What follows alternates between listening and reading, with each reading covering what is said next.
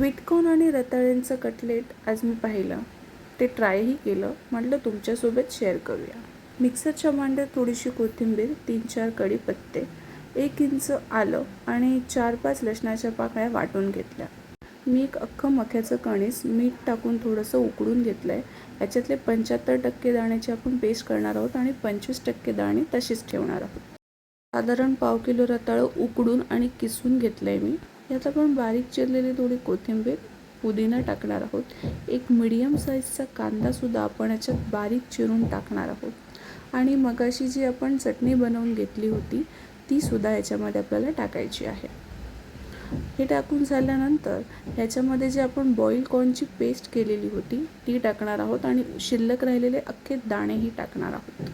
2 चमचे तीळ मी भाजून घेतलेले आहेत ते टाकलेत आणि 3 चमचे साधारणतः शेंगदाण्याचं कूट टाकलं आहे.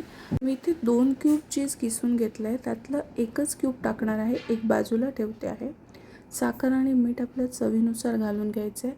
एक अर्धा चमचा आमचूर पावडर टाकायची आहे आणि सगळं मिश्रण हलक्या हाताने मिक्स करून घ्यायचं आहे. जास्त जोर लावायचा नाही आहे, त्याला पाणी नाही सुटलं पाहिजे. आणि इथे आपण बाइंडिंगसाठी 2 चमचे तांदळाचं पीठ वापरणार आहोत. आधी 2च चमचे टाका, मग जर तुम्हाला वाटलं की गरज आहे तर तुम्ही अजून थोडंसं पीठ ह्याच्यात वाढवू शकता.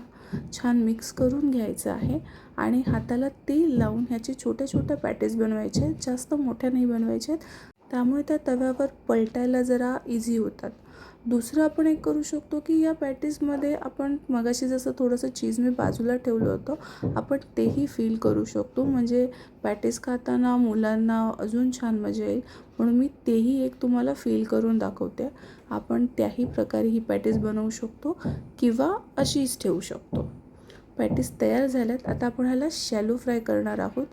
लक्षात घ्या की आधीच आपण सगळं रताळं आणि कॉर्न उकडून घेतलं आहे, त्यामुळे फक्त दोन्ही बाजूला छान ब्राऊन क्रिस्पी येईपर्यंत याला शॅलो फ्राय करायचं आहे आणि छान सुंदर चटणीसोबत आणि सॉससोबत किंवा तुमच्या आवडीच्या डिपसोबत ह्याला सर्व करायचं आहे. चहाबरोबरही तुम्ही ह्याची मजा घेऊ शकता. नक्की बनवून बघा आणि तुमच्या प्रतिक्रिया मला कमेंटमध्ये कळवा.